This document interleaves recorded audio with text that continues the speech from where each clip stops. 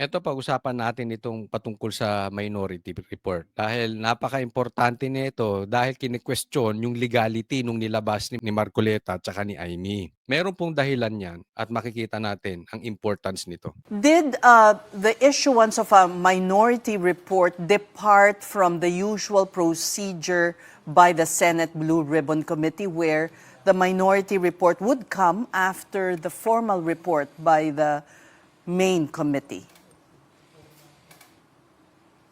Did we depart? Sir, did No, you... our purpose is to inform our people that we had already our findings and recommendations on how we should deal with the problems involving the most anomalous and the most scandalous corruption in this country.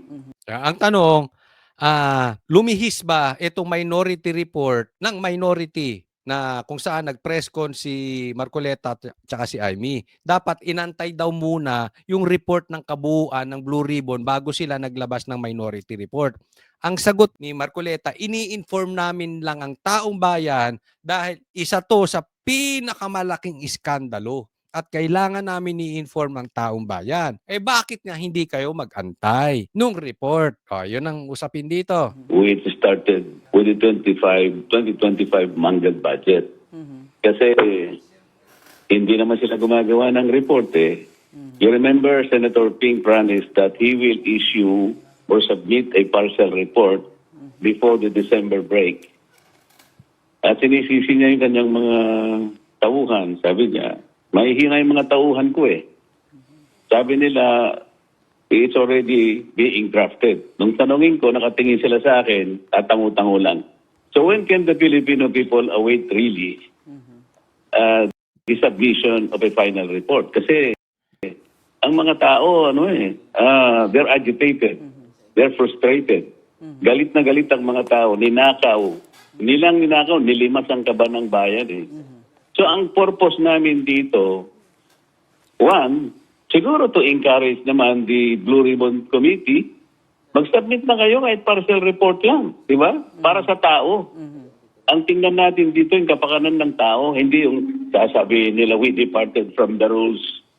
Bakit? Masama bang mag-submit ng minority report? In the history of the Senate, Teka muna, so patuloy natin dyan. So ang usapin, bakit sila nag-submit? Naglabas sila ng minority report, hindi muna nag-antay. Ang sagot ni Marcoleta, nangako ka, Lacson. Maglalabas ka ng partial report bago magpasko. Akala ko ba Tito Soto forthwith? Pagalawin mo yung tao mo, forthwith. Maglabas kayo ng report. Tama si Marcoleta. Yung taong bayan nag-aantay. Nag-aantay ng ano bang nangyayari sa investigasyon. Alam mo yung ginawa ninyo, naglabas kayo ng ICI. Inutil. Wala ring pakinabang yung ICI. Sabi nyo maglalabas kayo ng report. Hindi kayo naglabas ng report bago magpasko. Tapos ngayon nagmamalaki kayo, magkakaroon ng Blue Ribbon. Balik na. Anak ng teteng. Nung nagkaroon ng Blue Ribbon, lumayo tayo, itinuturo na ang Office of the President. Lumayo kayo. Galit na raw ang taong bayan. Frustrated. And I agree with Marcoleta. Hindi lang galit. Mali nga si Marcoleta. Galit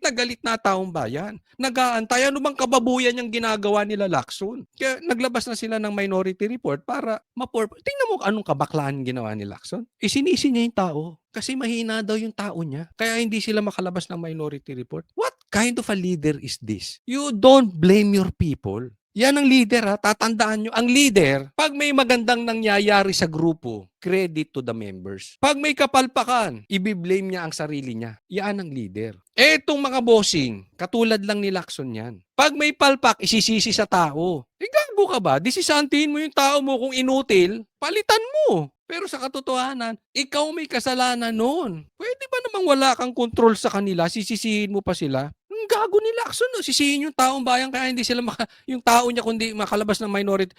Tama yung sabi ni Marcoleta para mapuwersa naman kayo. Gumalaw-galaw kayo. Hindi po pwedeng ganyan ng ganyan. karaniwang nagbibigay ng minority report kahit na wala pa yung majority report. Kaya namin ginawa to because hindi namin alam kung kailan sila gagawa ng report.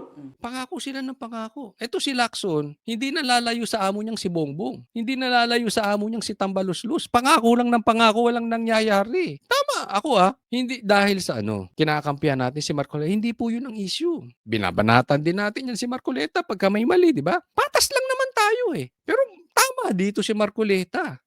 May kailangan gumawa ng report. Okay, pero We encourage them to do that. all right. Now, Senator Ping says it belongs in the trash can. Ako pwede ako sumagot. Ako pwede sumagot. It belongs to the trash can. Basura yung minority report. Ingat ka ng kakasalita ng ganyan. Baka Lacson, next week sa basura ka pulutin. Hindi tayo nananakot. Tatandaan mo, kung ikaw ay nakaasa diyan sa mga traidor na amo mo, na kung saan kahit nga si Sara na siya ang naglagay sa posisyon sa mga animal na yan, trinaidor. Pinalibing nung tatay sa libingan ng bayani. Kinidnap pa yung tatay na si PRRD. Ganyan. Basura ang tingin nila sa wala ng silbi para sa kanila. Yung nagamit na nila, basura na nila tingnan. Baka mamaya, alam mo nakasandal ka sa pader, baka bukas makalawa, ikaw na ang nasa basurahan. Ingat ka dyan. Sa kanya, if it belongs to the trust can, nakalimutan niya siguro, di man lang niya binasa yung report. How can you even make a judgment like that? Yung 3 hearings ko, nung ako pa ang chairman, kasama yung 3 hearings na kanyang ginawa, pinagsama ko yun So is he ready, or he's prepared to assume and even admit na yung kanyang ginawang 3 hearings, basura din? Pati yung kanyang 2 privilege speeches na ginamit kong input doon, basura din yun? Ayan, di ba? Ibig sabihin, nagsalita lang si Lacson nang hindi niya binabasa. Kasi dun sa report na yung kasama, yung mga sinasabi ni Lacson.